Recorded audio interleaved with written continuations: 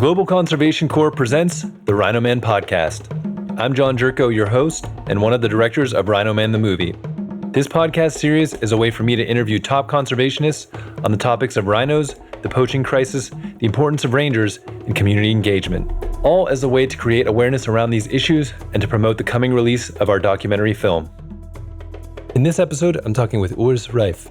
Urs studied biology and nature conservation and is working as chief ranger for Black Forest National Park in Germany. In addition, Urs worked in conservancy reporting and in the Federal Ministry for Nature Conservation. As a volunteer, he's seating the Ranger Working Group for Europarc Germany and is president of the European Ranger Federation. In this conversation, we talk about Urs' path to becoming a ranger, the beauty of Black Forest National Park, and his opinion on Black Forest cake. We dive into the importance of rangers locally and globally, the necessity and benefits of ranger associations, and the workings of the European Ranger Federation. This conversation was full of energy and confirmed once again my love of rangers, their stories, and the work they do. Before we jump in, I'd like to ask you to please take a moment, pause this episode, and make sure you subscribe to and rate the show on your favorite podcast platform. This will take less than a minute, but this support will help the Rhino Man podcast continue to grow. Now, without further ado, here's my conversation with Urs Reif. All right, Urs, welcome to the Rhino Man podcast. It's an honor to have you in here. Hi, John. Very happy to be here. Yeah, so I feel like we've got a lot to talk about. The European Ranger Federation, your work as a ranger, importance of rangers. Maybe to start, just give us a little bit of context of what you're doing or are involved in right now and some of your day-to-day. What are you up to? So my day-to-day work is mainly that I'm a chief ranger in the Black Forest National Park in Germany. I'm heading a team of 10 rangers there for a national park. It's actually, compared to international standards, it's quite a small national park. It's 100 square kilometers, so like a typical small middle European national park. But it's quite exciting because this national park was founded in 2014, so it's really young and we have to do a lot of building up things and structures, so that's quite exciting. And then, of course, I'm also part of the ERF since 2020 and since last year as president. Yeah, so I've got a lot of questions about Black Forest as well, so we can get into that too. But maybe before we dive into too much, we can kind of go back to where it all started. Where did you grow up originally? Did you have any connection to wildlife, outdoors, conservation? What was kind of your path and journey to where you are? Yeah, it's actually quite funny because it makes me thinking about the International Ranger Congress in Nepal. There was a meeting, it was for indigenous rangers.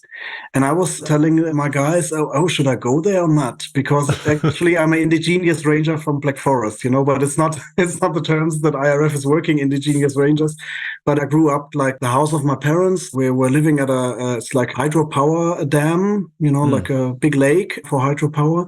And it's in the middle of the forest. And I grew up there. And the lake is now at the border of the national park. So when we look out the windows from the house where I grew up, we look on the national park nowadays.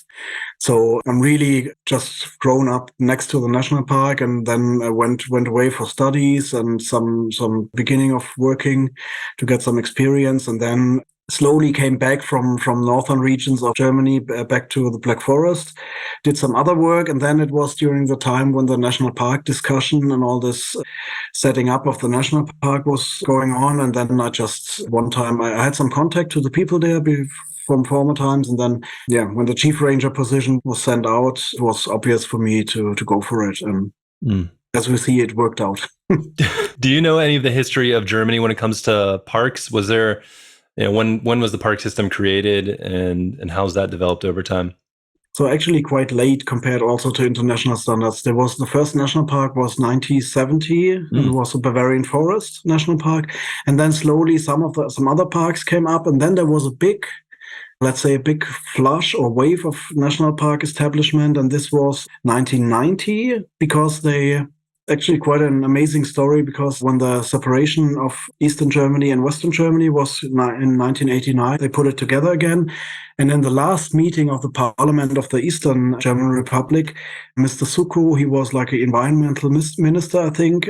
And he had the idea in his pocket, he had like a plan for several really important parks. And he brought it in the last meeting. And, all the politicians, they knew, okay, it's the last meeting. We're just going to be put together with West Germany. And then they just decided, I think, 14 or 15 national parks. And all of them, that Germany in total took all these national parks. So from one day to another, it was 15 more. So really nice story, yes. That's pretty. So basically on that day, they dubbed these national parks and then they got absorbed into the greater German. Yeah, because they took the decisions made in the Eastern Germany. And that's pretty cool. Was quite a tactical, quite a clever strategy. Yeah, it's a great way to end it, on a positive note. Yeah. When you were growing up around the Black Forest, did you spend a lot of time out there, exploring? And what's it like for people that haven't been there in terms of just, I know there's a lot of coniferous trees and, what type of wildlife is there? What's it like there? So it's like a cultured, historically landscape. There was times when there was nearly no trees in Black Forest, then they got replanted. So it's a lot of cultural history there. But now it's like a really dense coniferous forest. It's between, let's say, like 500 to 1,100 meters above sea level. And you find roe deer and red deer, for example. We didn't have wolves. They are just like slowly coming back. So not many of the large carnivores were there, or most of them were extinct. And actually, we spent like most of the time after school, we spent just outside. They had I think from the time when they were building the hydropower dam, they had in our house, because it was also built for the construction time. And they had on the outside of a house, there was like a big horn, and we had an electric switch inside the house. And my mother always, when it was time for evening dinner or something like that, she just made the electrical switch and the horn was like sounding over the valleys. And then we heard it, like even when we were 5 kilometers away, we heard this horn and we knew, okay, we have to come back for dinner. So it was like cool. This a little bit. Yeah. Did you notice any changes from when you were young, before this national park was even created? Was there pressure just in that area in terms of development or, habitat loss or anything like that? I'm just kind of curious because, for people in the US or even a lot of Africa, there's just so much wide open space. But when you go to Europe, you realize that there's been a lot of growth in cities for so many years that there's not a lot of open space left.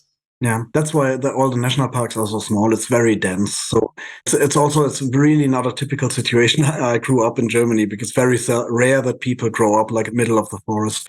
So from my place, the next village was about like 5 or 6 kilometers away. And then if you go like half an hour drive, you have a lot of middle cities around. So, and if you drive like 1 hour or a little more, then you've got like large cities. So it's not very far that you meet a lot of people and a lot of pressure on the open spaces, forest, or also like meadows and things like that. A lot of recreational things going on. So it's very dense and very much pressure on the area. And still, every time, if you make like a protected area, it's always you have to fight agriculture, you have to fight forest people, you have to fight tourism. So fight in brackets, of course. But it's a lot of interest that's condensed on the very tiny places. Yeah, really, really interesting. And, you kind of gave us a little bit of how you got to working as a ranger, but was there anything that inspired you, or can you remember a moment when you said, this is the direction I want to go and I want to explore this type of career? Yes, actually, I think for quite a long time when I was a youngster, I always wanted to become a forester, because in Germany, it's very typical, these cool guys hanging around in the forest and deciding which tree to go where. But then at some point, I realized that forestry in Germany is getting more and more industrial, is getting more and more on an economic basic. So you're not much of a nature conservative. And then, but I realized I want to work for nature conservation. So that's when I decided, also was talking to some people working in nature conservation. And then I decided to study biology and not forestry. So, and I'm really, really happy because I could take the way into nature protection much more. So it was kind of in the middle of your university studies when you made that shift? Oh, no, it was much earlier. So it Oh, was okay. before, I think it was at the end of school times. And then already did a focus in my school on biology. Then I did some traveling in New Zealand, Australia, Mm, Nepal. Especially New Zealand was very pushed me very much into conservation because they have all these small dock campgrounds and really nice visitor information centers on every mm. protected area, and a lot of rangers hang around giving nice tips and doing nice cool jobs. So this was very it was very nice for me to see. And then I came back to Germany and then talked to some people, decided to study biology, and then things went along. Yeah. Yeah. So what was it like when you first became a ranger in terms of what you were doing, and, did your perspective on what the job was change from, looking at those rangers in New Zealand to actually doing the job and seeing what the day-to-day is like? And I'm sure there's a lot of differences between New Zealand and Germany in terms of what you have to do to some degree. So yeah, what was that, that Yeah. first year like when you were working as a ranger? Before I got this official like full-time job, I worked for like, let's say like 1 year or something like that before the national park was established. And during the first year, I worked as a volunteer ranger during weekends. So I had another full-time job, and on weekends went as a volunteer ranger in the national park. So, and this was just roaming outside, ranging outside, talking to people, doing Mm, guided tours. And then I got the job as chief ranger. So I only had a very short period that I was like really in the field, day to day in the field. So because now it's much more management and organizational stuff. So that was like the, let's say, the first pushback that I realized, okay, I'm not as much outdoors as I wanted to be. And I'm head of the Rangers, which is very nice because I like managing things and organizing stuff. But I also had to step down, and I'm not able to spend as much time as I mm. want outside. So I try to do as many guided tours as possible, and quite often during the weekends, not in my official working time, I go in the park and check out things then. Yeah. Yeah, that's always the tough part about kind of climbing the ranks is you find yourself becoming more and more of a manager and leader than being That's able to it. do Yeah. that grunt work that sometimes is appealing when you start out. What's it like, at the Black Forest National Park in terms of what you have to deal with, or what kind of challenges are there as rangers? What I think I saw a diagram on one of the talks you did, and it was like, rangers start out with telling you where the toilet is, and then it kind of like went down this list Yes. of different things and types of jobs. And maybe we can even use this as a way to open it up to the broader what types of work rangers do, but starting with specifically that national park and what you guys were dealing with your time there. So what was also quite exciting, or sometimes also frustrating for the rangers in the national park, is that there's a lot of I'm not sure if separation is the right term, but it's all the possible duties of a Mm, ranger. They are separated into different departments. So not all the things some rangers do, the rangers in the national park do, because for example, we are doing some technical work in the like trail management, but only some like basic signage things like this. So we are not much into heavy technical hmm work, which is quite nice because we can much more focus on nature conservation communication and guided tours and things like this, and also law enforcement and visitor guiding. So that's quite a lot of we were dealing with. Yeah, and also that's why I put this slide in the presentation you were talking about, because it's, for me, this is also why making maybe a little bit the bridge to the ERF. This is why I'm so much into working for the Rangers as a job thing, because it's, for me, it's really impressive what Rangers have to deal with. It's really, some people, they come to you and are just asking, okay, do I have to go right or left to come back to the visitor center or something like this? And other people come to you, they tell you, oh, wow, you're a ranger. Why are there so many species dying on a hmm global perspective? The depth of things you are asked is like huge, and you have to be able to talk with people about these things. mm You don't need to be the perfect expert on a biodiversity crisis, but you have to know the terms, you have to know a typical species, you have to go, also, you have to know species from your park. So it's a lot of things you have to know. And it's, in Germany, historically, rangers are very low level on the concerning payment, and also quite often the hierarchy in parks. So And in the end, I'm realizing that it's really the basis of protected area work outside, because you need those guys. They have to be competent. They have to be able to talk on eye level to all the tourists about a lot of things, different things. So yeah, it's just very impressive what rangers have to do. So, and it's worth fighting for better conditions for rangers. Yeah. For sure. Yeah. And it's, on top of having to be such great communicators, like you're saying, when you come into contact with tourists, at the same time, you might have a conversation about biodiversity and specific species within your park. And then all of a sudden you get a call and you're responding to some kind of incident from a law enforcement perspective. I don't know. Are there any kind of threats in Black Forest National Park or any of the parks in Germany that, from like a poaching or logging perspective that you guys have to deal with? Or, like in Africa, especially South Africa, where this film takes place that we're working on, they have to deal with rhino poaching and some pretty violent criminals, but they're still doing like what you're saying. If they come in contact with someone that's on the reserve as more of a tourist capacity, they want to be able to have those conversations and be very inviting and explain. But then next thing you know, they might have to run off and actually face risks to their lives. So I don't know what the context is like there and what kind of challenges you have on the law enforcement side. First of all, we're not carrying guns because most of our law enforcement jobs is communicating and explaining. But of course, also we can set fines on people if they do offenses. But basically, it's most of the time, it's also these offenses are correlated or related to this high visitor density and high visitor impact. So it's, for example, let's say we have a lot of ground breeding birds that are in danger or protected. So free roaming dogs is a big problem. But it's quite often you just talk to the people, if they put the dog on a leash and it's like this.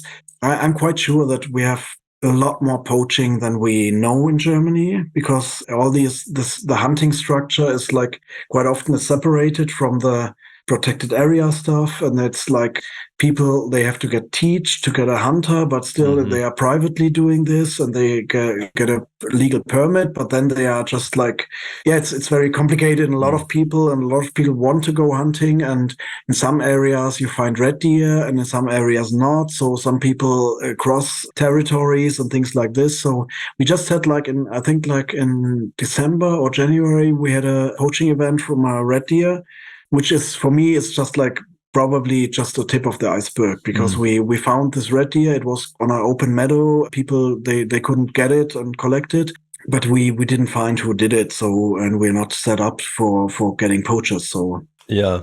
Do you work in collaboration with local law enforcement if you have an issue that's kind of, involves safety and things like that on a bigger level? We do this, and also, if we can't get along with people, at some point we just stop it and then we talk to the police and get them to join us, which is quite often very complicated because they have to drive like half an hour up to our forest area. But still, we are collaborating and we are working on improving this, working together as well. So yeah, I was going to ask you a little more of that. What is that collaboration like? Because there's a lot of places where there's some tension between local law enforcement and the rangers, and it gets kind of complicated and maybe not as much government support. So just curious in Germany, what that's like. For me, it's still on a very basic level because the duties are very much separated. So most of the policemen we meet, if they know there's a national park, it's quite nice. So many of them, they don't know about rangers, they don't know about national park. Nature protection is not a concern. So if we tell them and if we meet and find some time to talk about our issues, then they are quite interested, and most of them just realize, okay, there's other people around in law enforcement. They're for nature. So many of them just don't know it. So it's actually a very basic teaching that there's other topics than just like police work. Of course, it's totally different cases as well, and much more serious cases for police work. But also, and I feel most of them, if we get the time to talk to them and explain what we are doing, they are really interested and also quite often highly motivated to support us, because it's just another topic. And for them, it feels like, okay, there's something totally different, but still very necessary. We can support. So, but you need the time, you need the possibility to get together. Yeah, it's so interesting that that communication isn't kind of built into the system. I guess you hear about that even between other, different law enforcements. Maybe it's, more of a government, like state, federal versus local law enforcement, and how they're not communicating. And it's always, I feel like I'm always kind of surprised, like, you guys aren't working together. Like, you don't know about each other and how you're overlapping, but it's such a common theme. And I wonder if that's kind of an interesting way to lead into, ranger associations and why they're important, and maybe some of the advocating for rangers in different ways that happen there. When was your first involvement in a ranger association? I think Germany, do they have their own association? And maybe you can talk a little bit about that history. Yeah.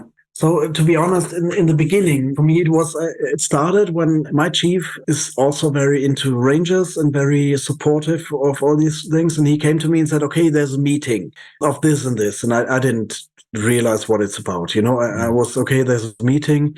And in Europe and also German, there's the Europarc Federation, which it's more like for all the protected areas, like connecting the European protected areas and also connecting the German protected area. More of like the administration of the protected areas versus rangers in particular. Actually, let's say it's more like the European part of IUCN. It's more like a NGO working for developing guidelines for protected areas. It's more like the IUCN on European level and on German level. But there still is a ranger working group within these Europarc Germany. So one meeting was this working group from Europarc. Another meeting was a meeting of the National Association. And all this was mixing because quite often it was the same people meeting there. And sometimes the meetings were connected, like 2 days of Europarc, then 2 days Ranger Association. For me in the beginning, I didn't check it. It was like just, okay, again, it's a meeting. Okay, I go there, nice people talking about Rangers. I like it, but didn't check what the connections were. And then in 2015, there was a meeting, and because of my chief was into the thing as well, he said to the Ranger Association, they wanted to talk about setting up European Ranger Federation. And then we said, okay, we're quite in the center of some of these parts, and we have meeting rooms and things. You can come to the Black Forest. And this was, like, for me, the first involvement where I began to realize what it's about on a European level, because there was rangers from a lot, I think, 15 different countries or something like that. And for example, there was some guys from Russia and I think Belarus. They were coming with a Lada Niva jeeps. They were driving the whole way to the Black Forest. It was like 2 days nonstop driving, 5 guys packed in a car, very tiny car. So it's dedication. Yeah, this is dedication, and was very impressive for me. And then I realized, okay, this is really nice to get people on a European level together because there's so much you can do. And then the ERF began setting up, and the board was set up. And then in 2019 and 20, there was a change in the board, and a lot of people stepped down because it was just too much work. And then I decided, okay, I'm getting more involved. Yeah. You like work, so you're stepping up. Yeah. What are some of the things that the ERF is doing, and why are these associations important? I mean, I think obviously you're getting people together from different countries and probably learning and exchanging ideas. But what are some of the goals and mission of the European Ranger Federation? Yeah, so currently it's a lot about training rangers and developing skills for rangers, and also setting up like a proper ranger image in Europe. Because as I told you before, it's quite a lot of people don't know about rangers. They don't know what they are doing. And this is just slowly advancing and setting up. And this is what we're working quite a lot for. So this is also why I'm, very interested in joining a podcast like this, because it's just taking opportunities to talk about rangers, to go in the open, promote rangers, and tell what we are doing. Yeah. And I want to talk a little more about the ERF, but, I think just thinking about regular people that might not be in conservation space as much listening to this podcast, I mean, what would you want to tell them in terms of why rangers are important, why they should know more about what rangers are doing? Because I think even before I got involved in this film project, I really, other than, in the US, I think of, I know there's national park rangers out there, and you just kind of think of them, I guess, more of it like telling you sort of what you were explaining earlier, giving you some guidance where to get around. And if you do something wrong, saying that's bad, but that's all you think of. So then you kind of forget that they're there and what they're doing and involved with. So why is it important to know what rangers are doing? For me, like a big step in realizing for myself how important rangers are was talking to, let's say, like the high governmental agencies for nature protection. And I realized, okay, they are talking about biodiversity strategies. They are trying to get the Convention of Biological Diversity on the ground. It's very important work they do. But in the end, they are producing a lot of heaps and heaps of paper and a lot of strategies and talks and things like this. And I realized, okay, there's like a big gap because all these strategies, they are not grounded. There's no possibility for them to reach the ground because in many places there's no people on the ground. And you need those people because you can set up protected areas as much as you want. And you can set regulations for those protected areas and you can protect special species in those protected areas. But it's not working if you don't have people talking about those species, counting the species in spring, setting up measurements and protections for the species, and doing law enforcement. It's all together. It's not only law enforcement, but it's the whole picture together. But you need people on the ground doing all this communication work and also knowing the area. That's also something I realize even in my national park, which is not a big area, but there's so many people that don't know the area and don't know the field and don't know the habitats and the species. And you just need those things to do competent nature protection work.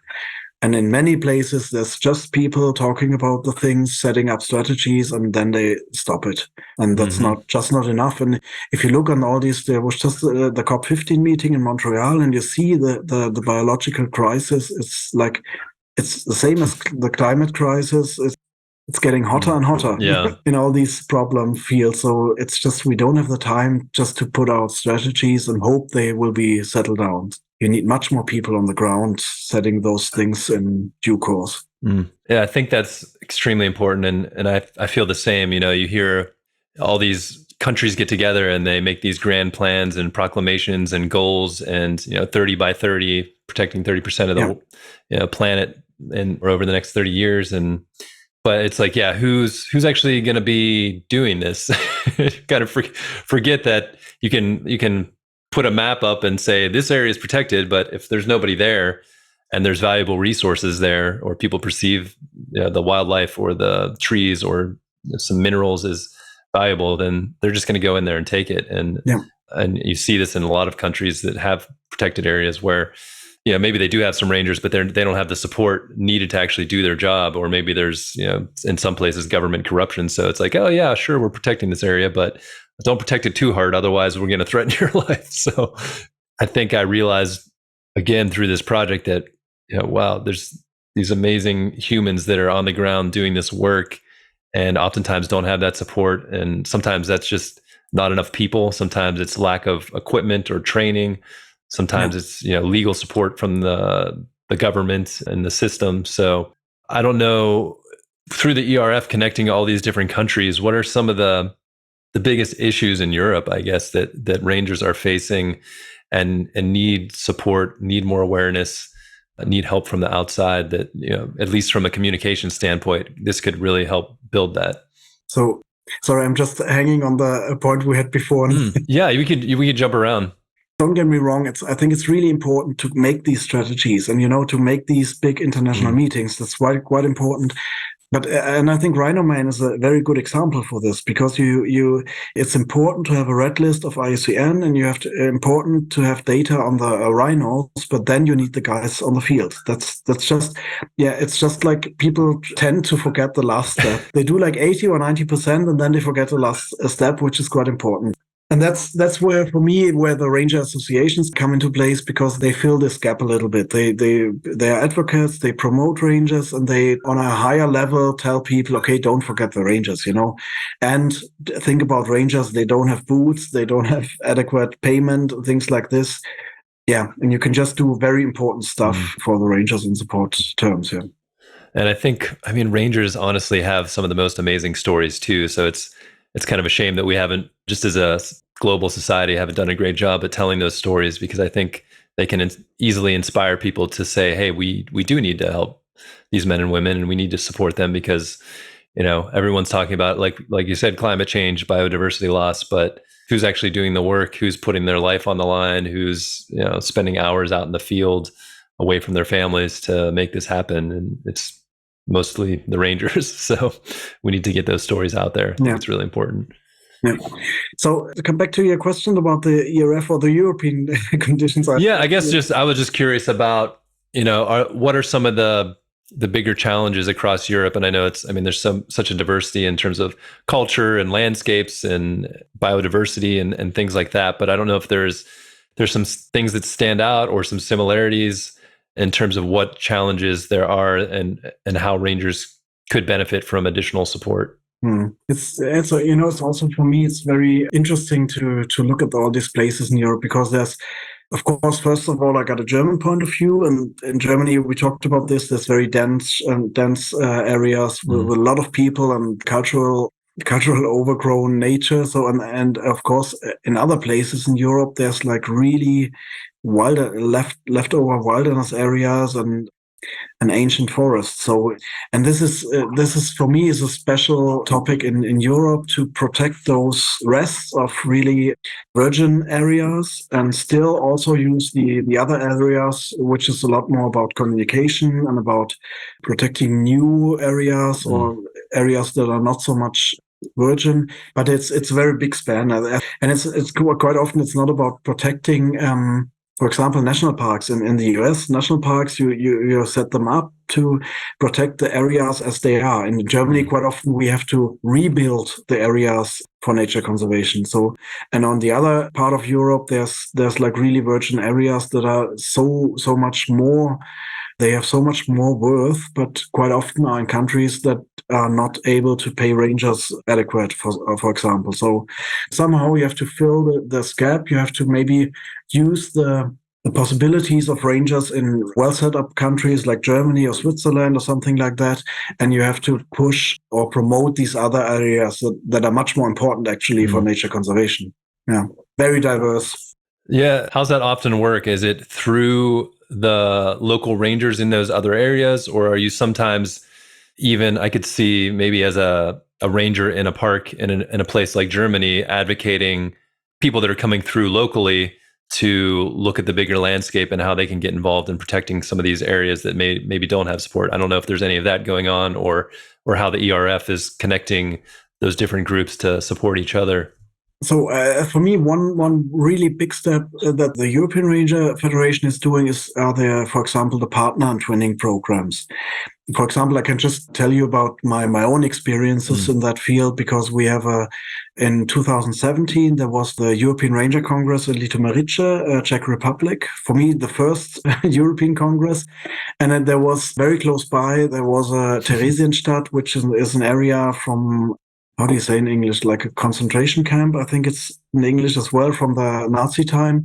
And we went there, the German colleagues, together with Israeli colleagues. So it was you can imagine, a very intense time. And then after this meeting, of course, we were like a mixture between shocked, very deep friendship feeling. And then we came back to this Congress and we just set up the twinning program between Israel and Germany. So that's so much going on and so much stuff to think about. And then you just go, and since then yearly we do a meeting in Germany and in Israel. And it's so nice to see, because so many of the rangers, no matter which country they are from, it's just like a motivational boost without end. So because you trust again, you have these historical components in the background, but then you just meet rangers, and the Israeli guys, they're working in Negev, which is a desert area, but still they're doing species protection using the same tactics and strategies we're using to protect the Capercaillie and Black Forest. So it's just connecting, and then it's if you get people to get into this sort of exchange, it's broadcasting all over the things you're telling about, because you do the next guided tour in Black Forest National Park, and you talk about these things and these experiences, and you just broadcast the feeling all over the place. So that's such a beautiful story, and it's kind of cool how the ranger community could actually bridge a lot of these, historical divides between countries when you think of it that way. Because there's when it comes to the work that rangers are doing, it really, no matter what area you're protecting too, if you look at it, it's benefiting the world as a whole in some way. And, that's Anton from South Africa, who's in Rhino Man. He would always say that I'm not doing this for myself, I'm doing it for the whole world. And he I think that really connected him to this global idea and how, thinking about the Amazon rainforest and how that benefits the whole world and protecting that. And it's such Mhm. a amazing Mhm. community of people that the little bit that I've already gotten to connect with. So maybe you could talk about the most recent Congress that was in Albania, and what's the purpose of these Congresses, and what's the benefit of bringing Rangers together? I mean, you already gave some with the example of the 2017, but bringing Rangers together in a room from different parts of the world. Yeah, it's like many congresses. There's like also again two different levels. One is like a professional level. You meet, you have talks and presentations and workshops, which we tried, especially also in Tirana. We try to also gain another level of professionalism in the congress things, because we had a lot of talks, we had a lot of workshops. So because again, this is important. If if you go to your chief and you ask them, okay, can I go there officially? And it's a professional congress. It's not just Rangers meeting and hanging around and drinking beer. It's professional. You have a lot of teaching and learning there. It's much more easier to go there, and it's of course very important to share all this knowledge. And then there's the totally different level Mm-hmm. of people meeting across countries, across borders, talking about the species they protect, the tactics they are using, and all these things. And it's just connecting on this much more broader level, which for me is really nice, because as I said before, rangers on one hand, they are not very well paid. They are on a, let's say, on a worker level in protected areas. But then if you get in those exchange on the congresses and on the international level, you have such a focus expansion. I'm not sure if it's the right English term, but your focus expands on a total different level concerning nature protection, species protection, global biodiversity losses, all these big topics. You get a feeling for them. And even if you're, let's say, a simple worker in the protected area, you are able to promote this bigger feeling. That's why what you're talking about, Anton, it's very, also the conversations in the Mm. film, it's very deep and it's philosophical, and it's not like the typical talks of a worker doing basic work. It's talking about people that are very deep into those things. The congresses is one of the very effective means to gain these Mm. experiences, for me at least. Yeah, and I think outside of the professional stuff, like you're saying, I've been to the World Ranger Congress in Nepal, and then the African Ranger Congress most recently in Botswana, and those moments Mhm. in between, I think, is really where you build those friendships and relationships, and you do get to have a nice pint and a beer with someone. And yeah, I imagine for Rangers too, like you said, no matter what your job is at your local protected area, you kind of see how you connect into the bigger global ranger network, and just work that is being done to protect and better the planet. So I imagine it kind of rekindles that purpose that you have to do the work. So it's not just a slog or whatever it Yeah. can be sometimes day to day. It's really back to the roots. It's so nice. Nepal was a great example, because there were rangers from Asia or Africa. They are at least paramilitary organizations, because they have to be. And then there's, let's say, German rangers or from Western Mm-hmm. Europe, which are much more into communication, and still it doesn't matter at all. They just get together, they realize, okay, we are fighting for the same thing. It's on different levels or with different duties, but the idea is the same. And yeah, it's just putting you back to the ground and why you are doing this job. So Mm. it's really important. Yeah. Yeah, I was kind of jealous. I wanted to come to the European Ranger Congress, this last one, but I was traveling around back to Africa, and our mutual friend Sean Wilmore was there, and he was relaying what was going on and some of the fun and exchanges and things that were happening there. But yeah, just I feel like the more I get into the conservation world, the more if I had a choice, I'd rather hang out with the Rangers, because it's just such a passionate group. You're doing a great job of connecting us on other levels. So the Rhino Man movie we've seen it on the Congress, and it's how it's touching Mm. people, and also the podcast is a very nice thing. So everyone is doing his part of the job, and that's really nice. So, and of course, you're very welcome to join us on the next European Congress. Yeah, I'll try to make it for sure. And I usually ask this towards the end, but while we're on the topic, I think, what ways do you feel people can get involved, that, you don't have to be a ranger, you don't have to be working in conservation field, but what are different ways that people can get involved in this space, either supporting rangers or just conservation in general? So for me, first of all, it's just respecting what rangers are doing and respecting what protected areas are for. No matter if it's terrestrial areas or marine areas or whatever, just respect the regulations. That's like half the the job the rangers have to do in the end. So and it's I know it's very complicated because it's like the other way around of a lot of people and a lot of young people, as I feel they are. The path society is going is very individualistic and looking for my own nice experiences and having fun. And nature is like a nice place to go there to have these experiences. But nature all over the world is in a crisis. So it's very important to respect it. That's, I think, is one of the main issues. And then, of course, you can do much more direct support if you support ranger associations, if you become a member as a ranger or try to set up national ranger associations, get connected, get organized, and therefore get a much stronger voice. And that's also, for example, you are a good example because you're not a ranger originally, but you're developing a very strong voice for the rangers, and that's really nice, I mean, what changes have you seen in Europe with the rangers now communicating in this way through like the ERF and other associations? What are some of the benefits or changes that have happened over time? I mean, we kind of talked about it sort of in the immediate sense, but I'm just curious, like, have you noticed any difference? I think, again, maybe just looking, it's making it much easier for me that looking on the German perspective, at the moment, there's a big generation switch, and the issues and themes we're talking about, they have changed so much because in the beginning, national parks were new and nature protection was a new thing. And then you had people working in protected areas much more on a technical level. And also you taught them, okay, you can make guided tours and you explain about the protected area here. And nowadays, all the topics, it's getting international, it's getting on a global perspective. So it's much more complicated, the things you have to talk about. And that's like a big change. And that's why we have to focus so much on trainings and also this focus expansion. Yeah. So a lot of building out ways to educate and learn and get people in the room together. In the Black Forest National Park, do you work with local communities around there and education and, either going into schools and talking and things like that? Because, I talk to a lot of the rangers in Africa, and that's a big part of that is that communication with local communities, I think. So I'm curious, in like a European context, is there outreach to some of your local areas?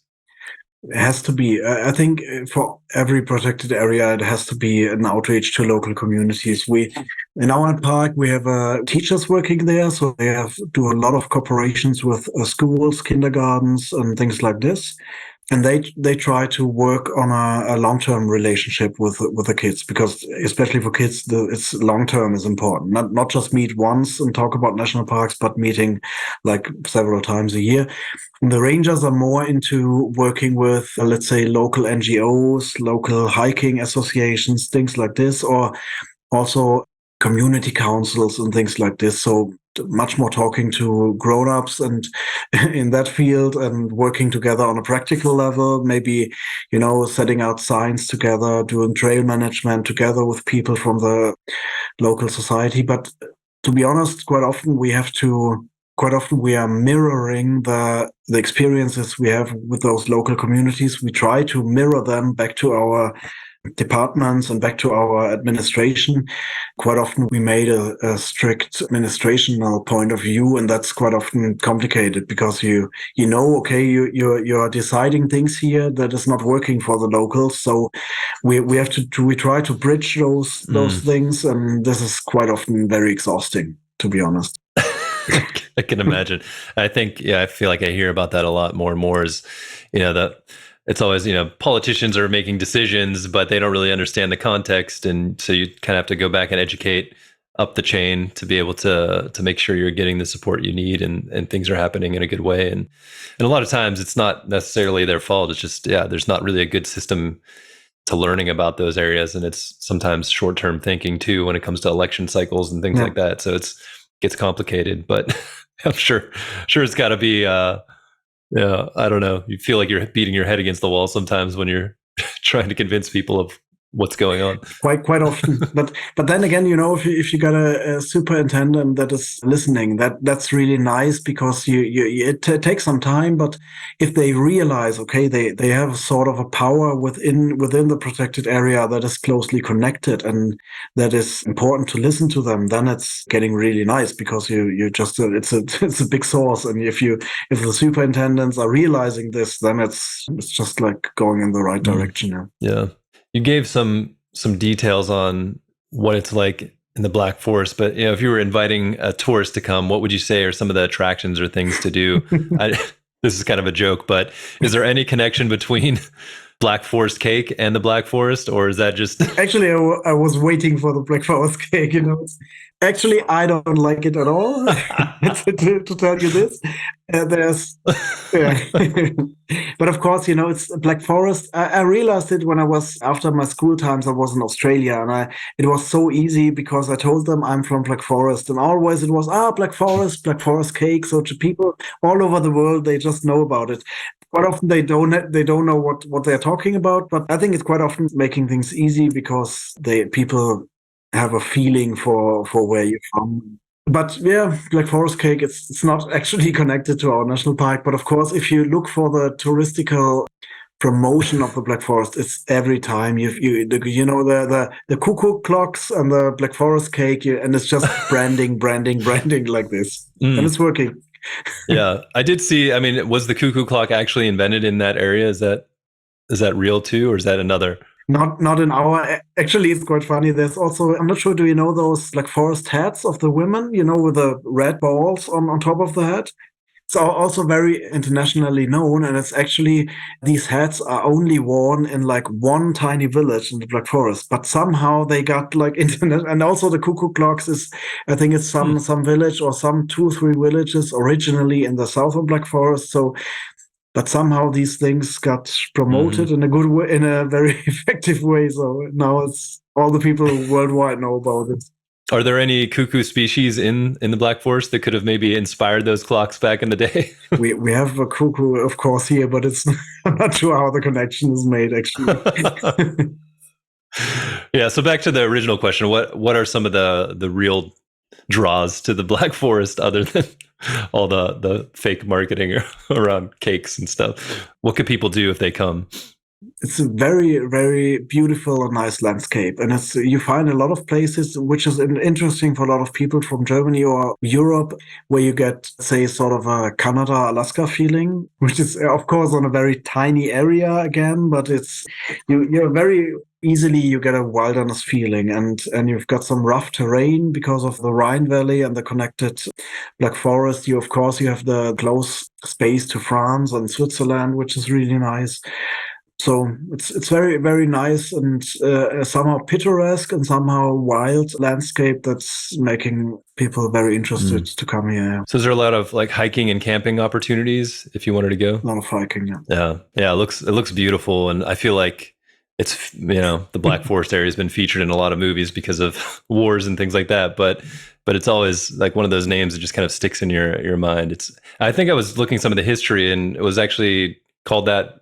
The Romans named it the Black Forest because of the darkness of the trees. Is that correct? Or actually, I'm not sure if there is a correct answer, because the Roman story is always coming up, and then again, it's also connected to the coniferous trees that have been here forever. So it's also very dark woods if you go inside, and the Romans have been frightened because of the German barbarians hiding in the woods and things like this. So it's all intermixed, and I think nowadays it's also a lot about this long history you have, and the lot of impressions. You can find it all over the places. You find human impressions on the landscape, and you find natural impressions, and now nature is taking back some of the areas, and so it's very closely interwoven, all these things, and that's also making the region very interesting, I think.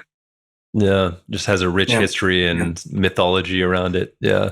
I want to get Chris Galliers on here hopefully soon to talk about the International Ranger Federation, but maybe you could talk a little bit about your involvement and how the ERF connects to it and other ranger associations around the world, and how you guys support each other. Yeah, for me, it's actually, I was really happy that Chris was able to join the COP15, which I think was for the first time also that also IRF, I think, is very good, making a very good job to promote rangers, be, let's say, just go there for for the COP15 and be representing the rangers. So that's really nice. Yeah, saying, "Hey, remember, we're the ones doing the work here." Yeah, there's Yeah. us. Remember us. You have to Yeah. go there. And also, when quite often when the meetings of the IRF board are taking place, it's just making me proud to be able to join this group of dedicated people. It's really nice.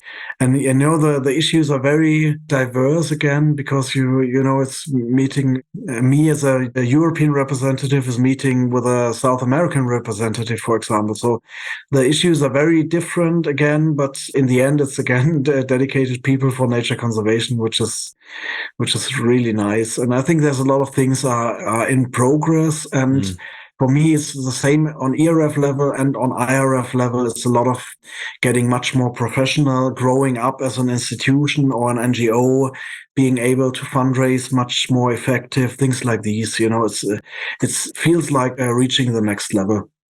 So yeah, it's amazing to see that community growing and supporting each other and all of the stuff happening. I've been involved a bit with URSA, the Universal Ranger Support Alliance as well, and just seeing all these efforts to professionalize rangers, make people more aware of what they're doing, get support for them. There's a lot of work to be done at these different COPs and with other governments to say, hey, you need to support these men and women and really make them valued frontline workers like police or fire, other community programs and professional occupations, because there's so many places where, say in Europe that rangers are kind of at the bottom of the rung when it comes to pay, but then it's like you go around the world and you realize that some people are living off of, pennies compared to what we have in the West. So it's just, and most of them are still extremely passionate and just doing such heroic work for such a little pay and with such a little support. It's wild to see. So it's so nice that these organizations are coming together and working to promote them in so many ways. And I think if you ask, most rangers will tell you, okay, I don't want to earn like heaps of money. It's just nice if you are able to live from what you are passionately doing. That's all. It's not so much we're talking about, actually. Yeah. To be able to support a family and not have to like have a side job and be able to take breaks every once in a while, just what everyone else is getting to do. Yeah. So it's not asking too much. What drives you to do this work?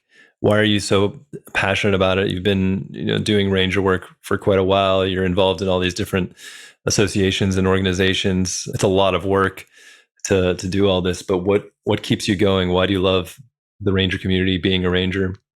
Very good question. I think basically for me, it's love nature very much so, which is a thing for most rangers. And in the end, I also love people.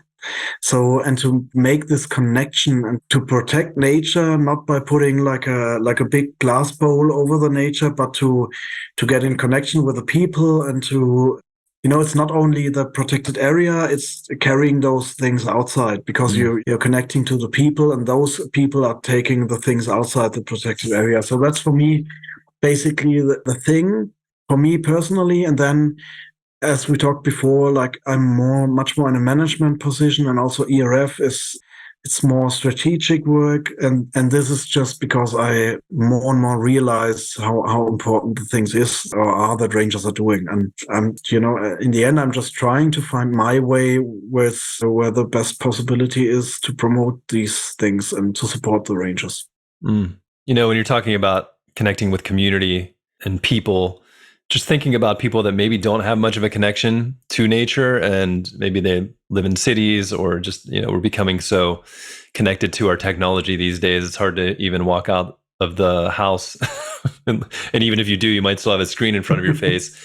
But for people that maybe don't see the value in protecting nature, or just say, oh, climate change, biodiversity, it's overhyped, it's not that big of a deal. How do you convince them to maybe take a second look and see the value in these protected areas?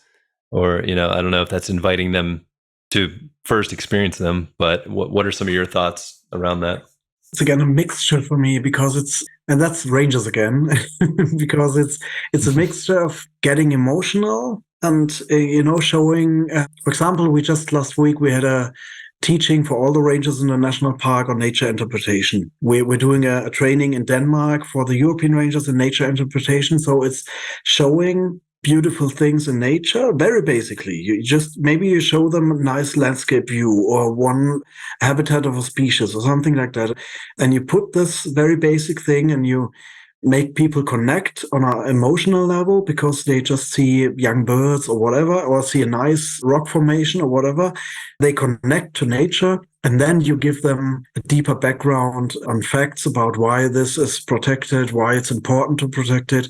And I think for me, this connecting on an emotional and also on a knowledge level is like a very good mixture, because I think actually we know how people learn, how human mankind is able to much better to learn and understand things if they connect on some level personally.